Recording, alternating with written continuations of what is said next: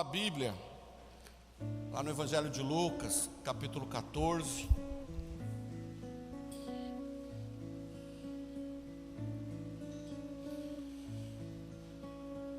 Nós vamos ler a partir do versículo 15, mas antes eu quero ler lá os versículos de 1 a 6 do capítulo 14 de Lucas.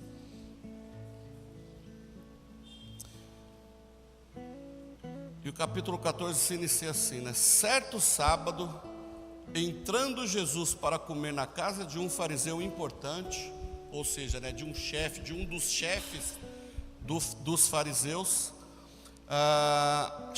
convidaram Jesus. Então, né, certo sábado, entrando Jesus para comer na casa de um fariseu, observavam-no atentamente.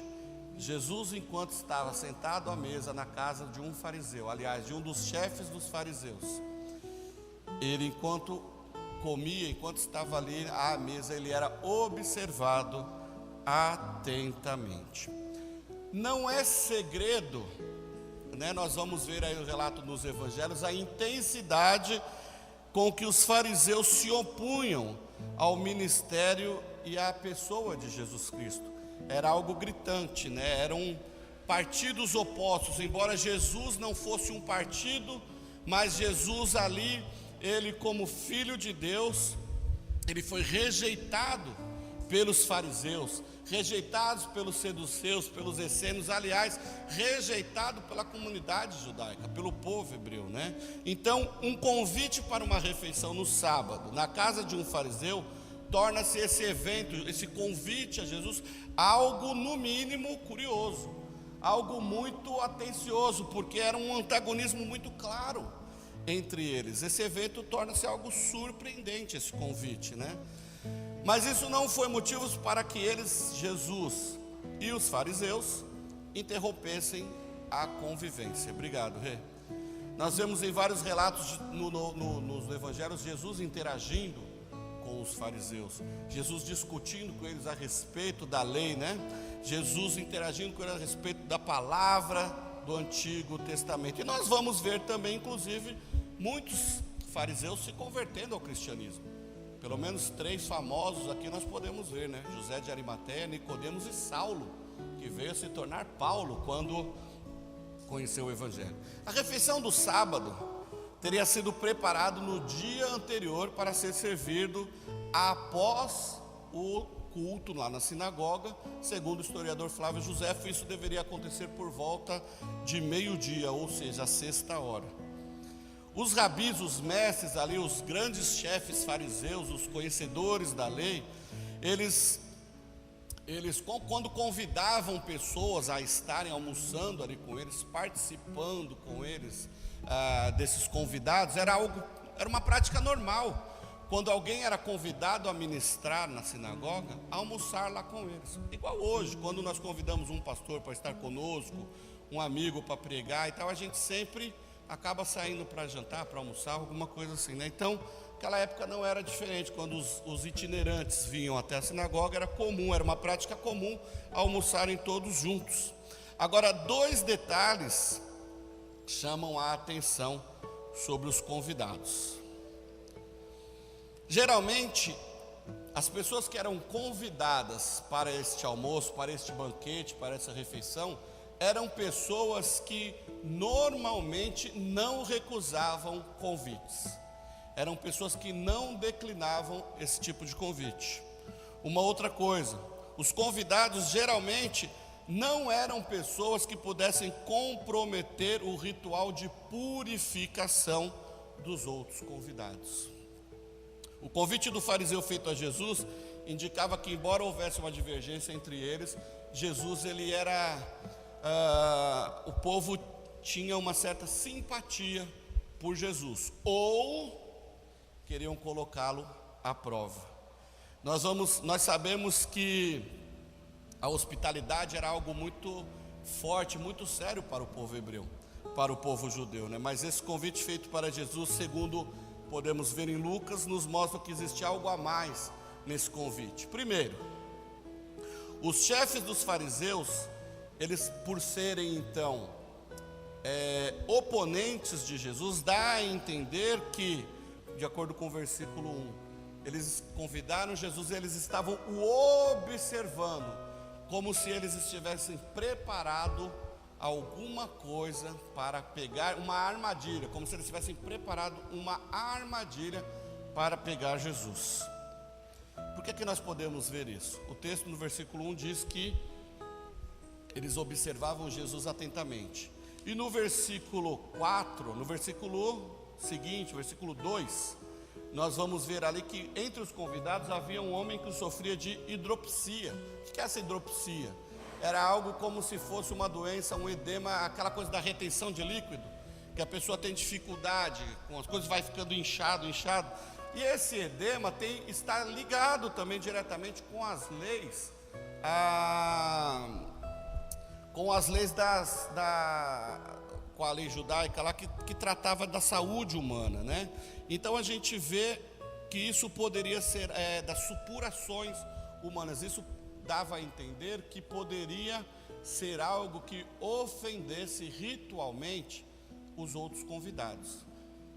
Ou seja, provavelmente ali, aquele homem com problema de circulação, talvez tenha sido convidado estrategicamente para a formação dessa armadilha, para ser pego Jesus ali no bate-papo. Bom, como não há nada que Jesus não saiba, como não há nada que Jesus não resolva, Jesus, ele mais do que rápido, ele cura aquele homem e ainda joga na mesa uma conversa, um sentido, um significado, uma postura que os fariseus comumente praticavam.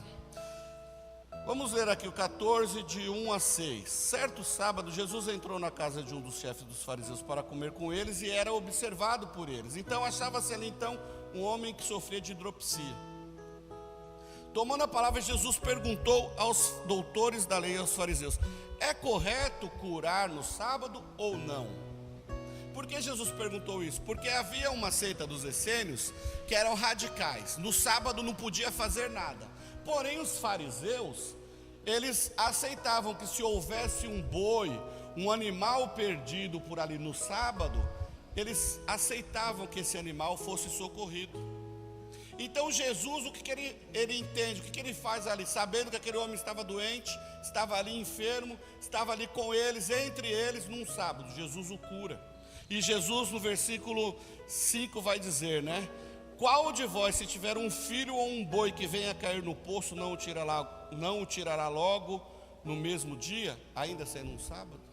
E Jesus o curou. E todos eles ali se admiraram, todos eles ali ficaram calados, não havia resposta. O que é mais importante, um animal ou um ser humano? Não estou aqui dizendo que os animais não são importantes, mas Jesus não morreu por um boi nem por uma vaca. Jesus morreu por uma pessoa. Aliás, Jesus morreu por todas as pessoas. E a partir daí então há um silêncio. Todos ficam ali espantados. Quanta sabedoria há neste homem. O reino de Deus está implantado entre nós. Estava implantado ali, mas eles não perceberam, porque a prioridade deles não era o reino de Deus. E nós queremos falar um pouco sobre isso. A partir daí nós vamos ver uma série de parábolas que Jesus fala para eles. Parábolas eram histórias curtas, mas com grandes ensinamentos, principalmente espirituais. Grandes lições do dia a dia que fazia o povo parar e pensar: poxa vida, essa história refere-se a mim. E aí Jesus vai narrar algumas de suas parábolas. E nós vamos falar hoje um pouquinho sobre a parábola do grande banquete, que está neste capítulo 14, a partir do versículo 15. Mas antes vamos fazer uma oração.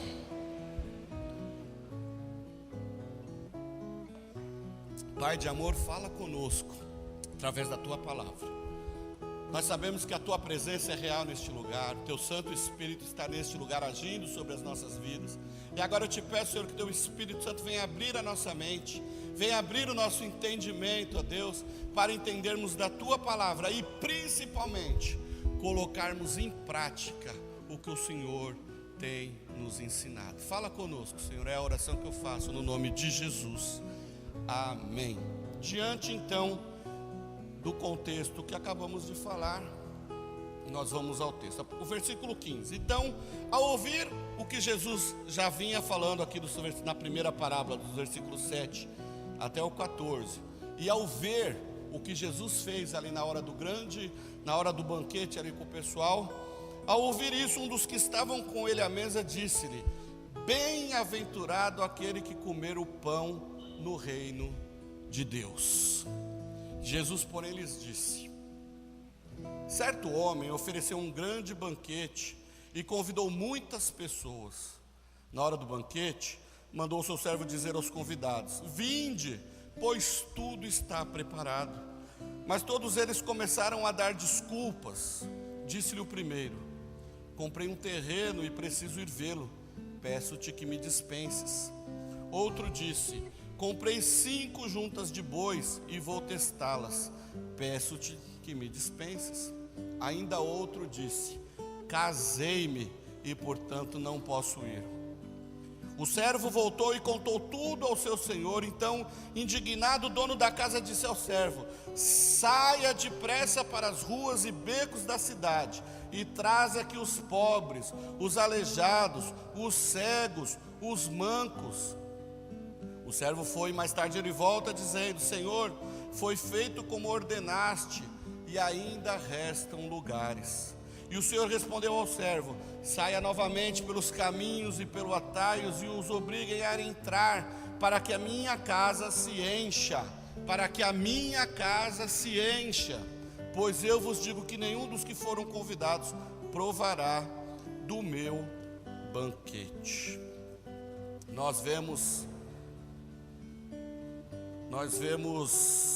aqui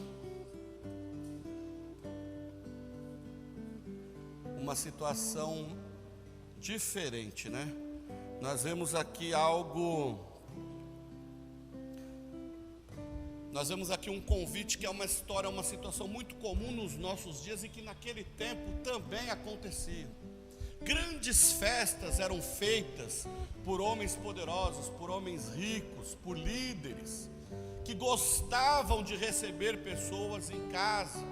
E Jesus, ele começa dizendo o seguinte: um certo homem planejou uma festa e mandou o convite. Geralmente, esses convidados eram pessoas muito queridas e consideradas pelo anfitrião. Eram pessoas da mais alta estima, eram pessoas amadas, não era qualquer um que era convidado. Algo que poderia definir questões de honra, ou de negócio, ou futuro de vidas, futuro de famílias, eram decididos em algumas dessas reuniões. Então, era algo importantíssimo esse tipo de recepção. E aí nós vemos então que o certo homem, ou esse grande anfitrião, organiza uma festa, prepara tudo e manda o convite aos convidados. Nós vemos que o preparo do convite acontece em 2 etapas, assim como nós fazemos quando fazemos alguma festa. Vou dar daqui a pouco um exemplo de uma festa de casamento. Jesus diz, né? Certo homem ofereceu um grande banquete e enviou os convites às pessoas. Então, Jesus,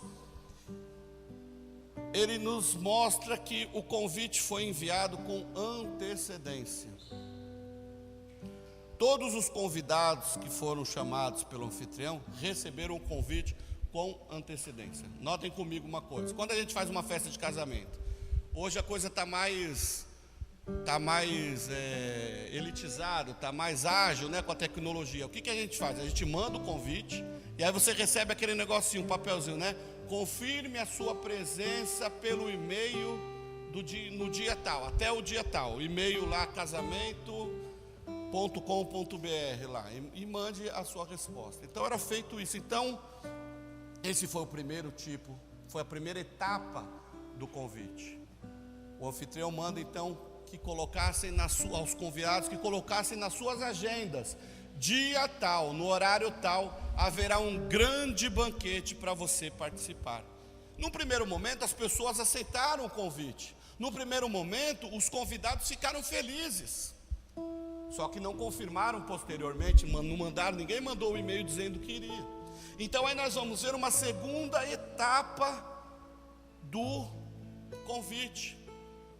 O servo então, o anfitrião, depois que prepara toda a festa, ele manda os convites, ele manda o servo avisar os convidados, e depois, na segunda etapa, depois de um certo tempo, ele faz o quê? Ele manda o servo lá então avisar: venham, se preparem, se arrumem, acordem, levantem e venham para a festa, que já está tudo pronto.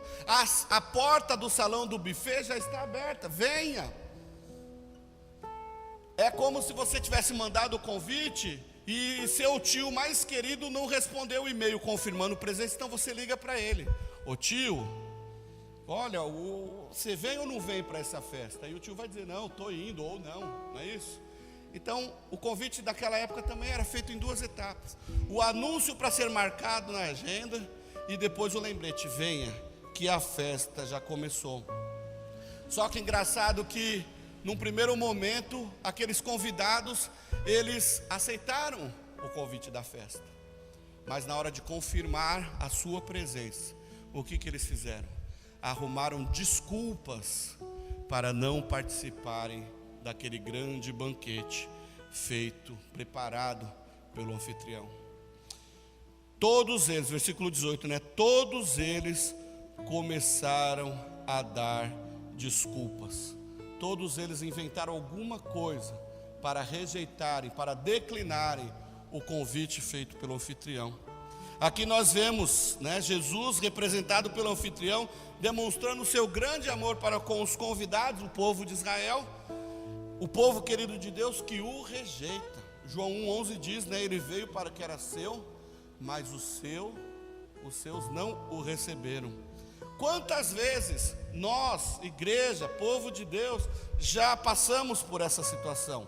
Você convida uma pessoa para vir à igreja, você convida uma pessoa para um bate-papo sobre as coisas de Deus, sobre as coisas referentes ao reino de Deus, sobre as coisas que nos fazem refletir sobre a nossa vida com o Senhor, sobre as coisas espirituais, e nós recebemos os mais diversos tipos de desculpas, não é isso? Ah, hoje não dá, hoje eu tenho que ver a minha mãe, hoje eu tenho que ir para a praia, hoje, quando Deus preparar eu vou. Olha isso, quando Deus preparar eu vou. Ah, hoje eu não estou podendo, amanhã eu vou, eu prometo que depois eu vou, na hora que der eu vou. Nós não já ouvimos esse monte de desculpa? São desculpas o quê? Desculpas esfarrapadas, não é assim que a gente fala? Coisas sem sentido. É melhor ouvir assim, ó: eu não vou porque eu não quero, pronto, fica mais fácil, do que ficar inventando coisinhas, né? Do que ouvir essas desculpas: eu não posso ir porque o culto é muito cedo. Pô, mas é 10 horas da manhã. Ah não, mas é muito cedo. Tá bom, mas nós temos culto também à noite, tem igrejas que tem culto à noite. Ah não, mas eu não posso ir porque tem alguma outra coisa para fazer. Nós já passamos por isso, né? Infelizmente, a humanidade hoje está cada vez mais perdida em seus afazeres. E o pior, colocam os seus afazeres como prioridade em suas vidas, deixando de lado o mais importante, o reino de Deus. Se a prioridade desse mundo decaído e corrompido fosse o reino de Deus, com certeza a humanidade seria diferente. Eu não estou aqui dizendo que nós não podemos sair, que nós não podemos ir à praia, que nós não podemos ir para o sítio no interior. Nada, não é isso que eu estou querendo dizer. O que eu estou querendo dizer é qual é a prioridade da nossa vida: as coisas concernentes ao reino ou as coisas concernentes a este mundo. Isso é claro e isso é fato. Nós podemos viver e priorizar o reino de Deus, podendo também sair, podendo passear, podendo se divertir tranquilamente. O que nós não podemos é colocar essas coisas como prioridade nas nossas vidas, e é isso que o mundo tem feito. Se nós pudéssemos enxergar com os nossos olhos carnais, assim como eu estou enxergando vocês, e vocês me enxergando, se nós pudéssemos enxergar a realidade do reino de Deus em sua plenitude, com certeza nós faríamos de tudo, a humanidade faria de tudo para participar do banquete da salvação. Eu não tenho dúvida. O que acontece é que muitos, até mesmo dentro da igreja, não estão priorizando o reino de Deus. E isto é uma realidade na igreja brasileira. Nós vemos multidões e multidões e multidões de pessoas todos os domingos dentro das igrejas buscando o quê? Buscando benefício próprio, buscando alguma coisa, indo para a igreja em busca de algo que não é Deus, mas em busca de algo que venha a resolver ou satisfazer os seus desejos. Eles estão até indo à casa do rei, mas não estão preocupados com as coisas do rei, não estão preocupados com o reino de Deus, e sim preocupados com o reino próprio, com o reino do seu umbigo. Vamos ver algumas desculpas aqui que estes convidados deram para o convite. Para o convite não, para o servo que levava o convite. O primeiro diz assim: comprei um terreno e preciso ir vê-lo, peço-te que me dispenses. Jesus estava falando com judeus, e todos nós aqui conhecemos algum judeu. Se nós não conhecemos pessoalmente algum judeu, nós conhecemos histórias de judeus. Só você ir ali para Higienópolis, Bom Retiro, que você vai ver um monte por ali. Você conhece, então você sabe quem são. Isso se não tiver por aqui no nosso meio, algum descendente por aí, alguém da linhagem. Vocês conseguem imaginar um judeu comprando gato por lebre? Dá para imaginar isso? Não dá. Você consegue imaginar um judeu comprando algo, comprando um terreno, sem antes ir lá dar uma olhadinha na terra? Quem faz isso aqui? Você compra, Lu, você compra uma mansão lá em Caraguá, sem antes ir lá olhar? Aí você compra, paga, quando você chega lá, você vai ver um terreno realmente lá no meio da praia, lá no dentro do mar, né? Não é isso? Não! A gente vai lá e olha antes. Olha que desculpa mais furada que foi dada aqui. Não, eu comprei um terreno e preciso ir lá ver. Que coisa mais sem sentido. Desprezar um grande banquete para ir ver o terreno que foi comprado. Vai amanhã. Eu jamais dispensaria. Eu conheço uma outra pessoa, companheira minha de ministério, companheira de casa, que jamais recusaria um grande banquete ainda para ver terreno. De forma alguma. Desculpas esfarrapadas. Aqui nós vemos um exemplo daqueles cujas grandes posses exigem toda a sua atenção, a fim de roubar-lhes assim a riqueza espiritual. É aquele que diz, né? Ah, hoje está sol, eu vou para a praia. Aí no outro domingo está frio. Ah, não, hoje está frio, eu não vou para a igreja porque eu vou ficar embaixo do cobertor. Sabe, é aquele que não tem vergonha. É aquele que deliberadamente rejeita o convite para o banquete.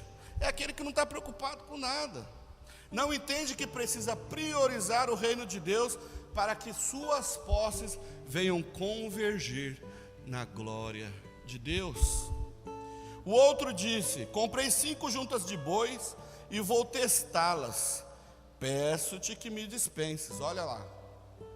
O comprador tinha o direito de testar os bois antes de comprá-lo. Somente um tolo iria fazê-lo sem examiná-los. Logo, mais uma vez, a mesma situação.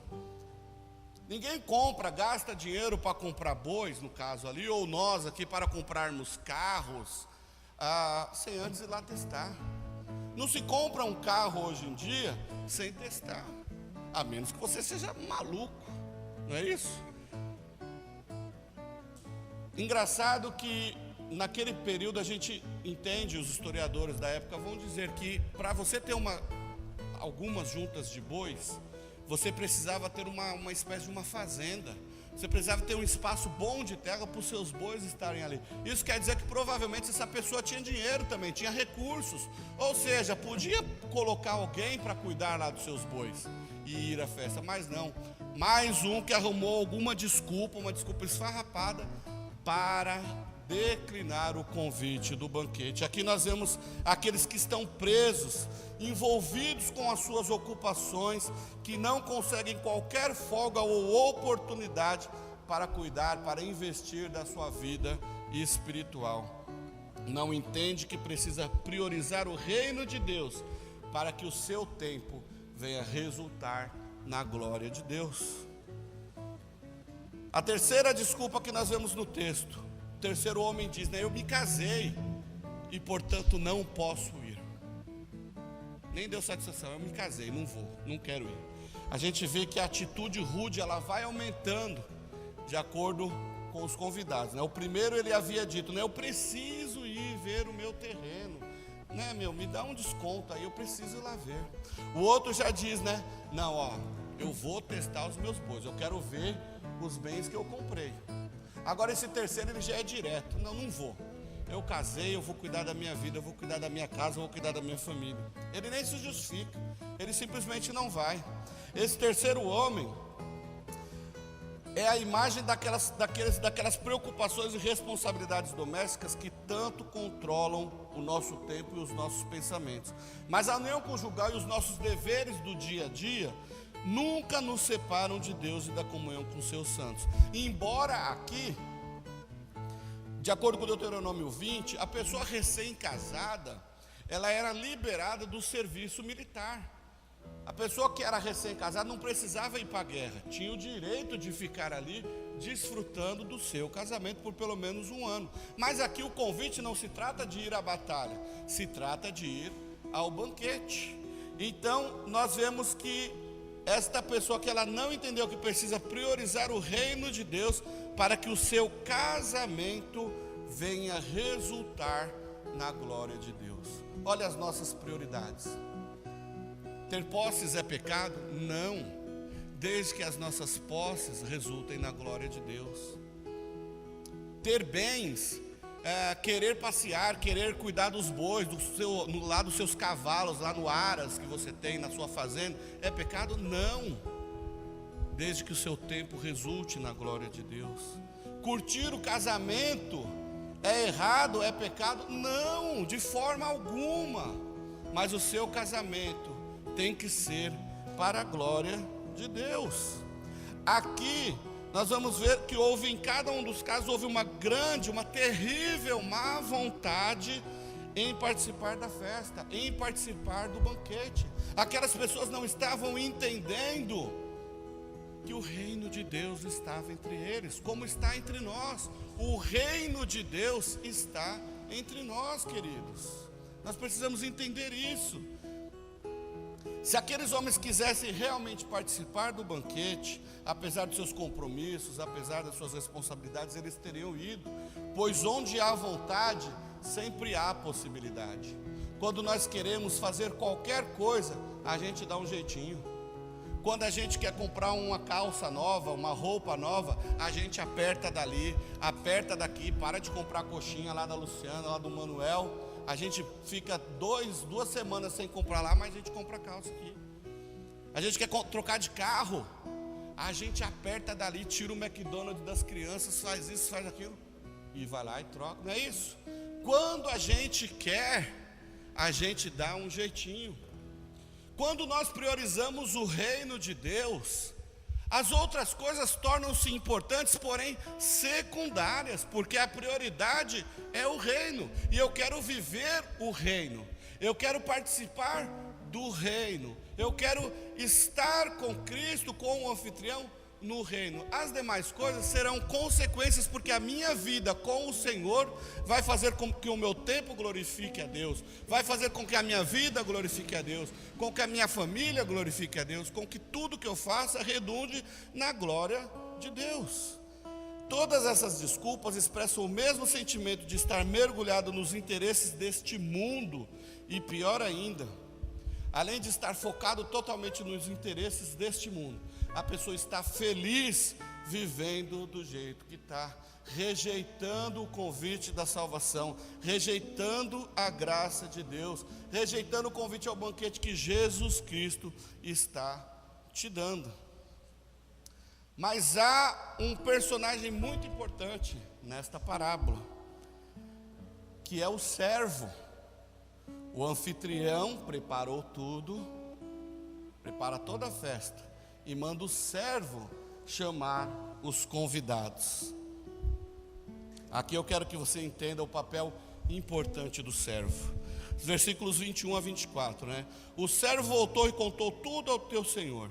Então, indignado, o dono da casa disse ao servo: saia depressa, vai pelas ruas, becos e traz todo mundo que você encontrar.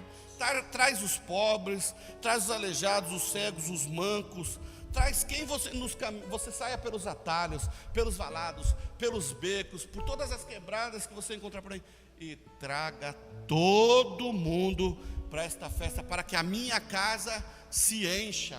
Eu quero ver a minha casa cheia, eu quero ver todas as cadeiras lotadas, todos assentados à mesa, para desfrutarmos juntos deste grande banquete. Olha que interessante, aqui nós vemos que o anfitrião, o que preparou o banquete, é Jesus. Agora o servo, aquele que vai sair a convidar as pessoas, a buscar os convidados para o banquete, sou eu e sou você. O servo aqui é representado pela igreja, e o papel da igreja é anunciar o banquete da salvação, é buscar os convidados e trazê-los à casa para a festa. Somos eu e você, a igreja, somos o servo do anfitrião. Jesus tem nos chamado para anunciar o banquete da salvação, e o convite é para todos. Quando estivermos anunciando a palavra, não é para um ou para outro, é para um e para o outro, é para todos. O Evangelho de Cristo é para todo e qualquer ser humano que tenha ouvidos ou olhos, porque não haverá uma pessoa nesse mundo que nasceu sem que Jesus tenha morrido para dar-lhe a salvação. Muitos, é óbvio, rejeitarão o convite, arrumarão 1000 desculpas, essas desculpas bestas, desculpas esfarrapadas, para não aceitarem o convite do banquete da salvação. Mas esses tornarão-se indesculpáveis diante de Deus no dia do juízo final. E o Senhor nos chama para anunciar a todos: saiam depressa, saiam pelos becos, saiam pelas ruas, pelas vielas, tragam todos, convide a todos, chamem todos, para que a minha casa se encha. Queridos irmãos, a nossa prioridade é anunciar o reino de Deus. Jesus, quando ele encarnou, o Filho de Deus encarnou-se homem, ele veio para anunciar que é-nos chegado o reino de Deus. Não pense você que o reino de Deus nós vamos viver só quando estivermos lá na glória. O reino de Deus já está entre nós. O reino de Deus já está entre nós. Está e não está. Está na nossa perspectiva, porque o Senhor já está entre nós e por isso vivemos. Mas nós não conseguimos ainda enxergar como nós o enxergaremos em toda a sua plenitude quando nós estivermos com Ele lá na glória. Mas nós já estamos vivendo o reino de Deus. Jesus preparou o banquete e nós, como seus servos, não podemos descansar até que a casa do Senhor esteja cheia. Olhe para esses bancos vazios. Nós não podemos descansar enquanto houver bancos vazios na casa do Senhor. E quando todos esses bancos estiverem cheios, providenciaremos mais bancos para que eles venham a se encher. E se encherem novamente, vamos procurar mais, vamos providenciar mais, para que todos venham à casa do Senhor, participar do banquete da salvação, para que juntos possamos nos assentar à mesa com o Mestre Jesus, para que juntos possamos ceiar as bodas do Cordeiro. Que grande alegria, como esperamos por este momento, de ver a casa cheia, para juntos celebrarmos, para juntos comemorarmos, juntos festejarmos, vibrarmos, comermos e bebermos na mesa do Senhor.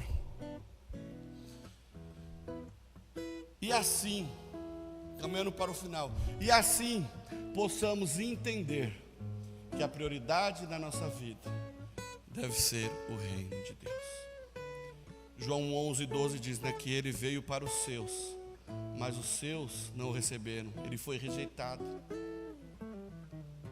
Mas a todos quanto receberam, deu-lhes o poder, deu-lhes a autoridade de se tornarem filhos de Deus.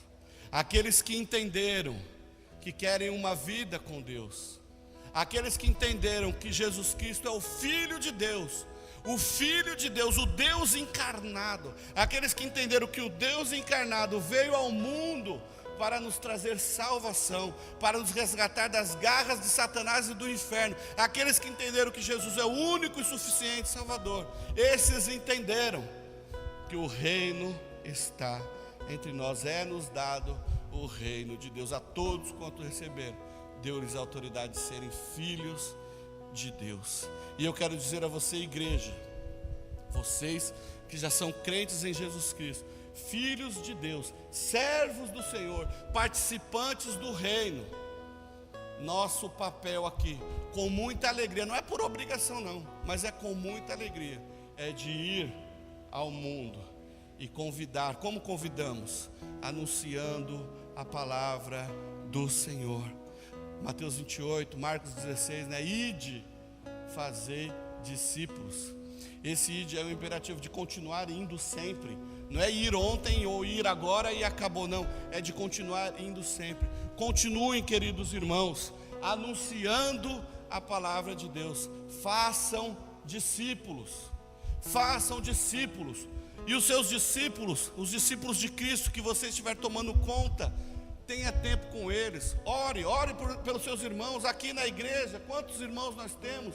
Separe um irmão nessa semana e mande um WhatsApp. Olha, nós temos tecnologia hoje para isso. Mande um WhatsApp. Podemos conversar 2 minutinhos? Como está a sua vida? Poxa vida, olha aquela mensagem no domingo, aquele texto do devocional que ele falou comigo, eu gostaria de compartilhar com você. Ligue para um irmão da sua igreja e ore. Ore com seu irmão, ore com seu amigo, ore com seu vizinho. Fale com o povo, fale entre seus amigos aqui da igreja e os de fora, mas fale sobre as coisas de Deus.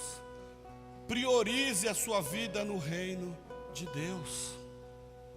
Agora, você que ainda não faz parte da igreja de Cristo, eu te convido hoje a aceitar o Senhor Jesus Cristo como Senhor e Salvador de sua vida. Você que tem resistido à graça de Deus, você que está me ouvindo aí no YouTube, no Facebook, que tem resistido ao chamado do Evangelho, que tem resistido ao grande banquete da salvação, eu te convido a participar do reino de Deus. Aceite o Senhor Jesus Cristo na sua vida como o único e suficiente Salvador e venha participar conosco do banquete da salvação. Assente-se conosco à mesa do Senhor.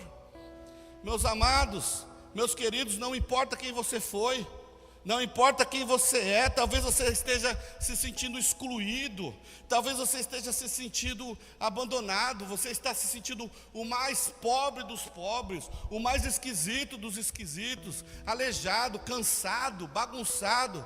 Não importa quem você é, não importa quem você foi, importa o que você gostaria de ser a partir de agora, aceitando o convite da salvação. Entregue sua vida hoje mesmo a Jesus Cristo. Jesus Cristo, Ele morreu para te dar vida eterna, para te libertar de Satanás, das garras do inferno e te dar vida eterna abundante por toda a eternidade.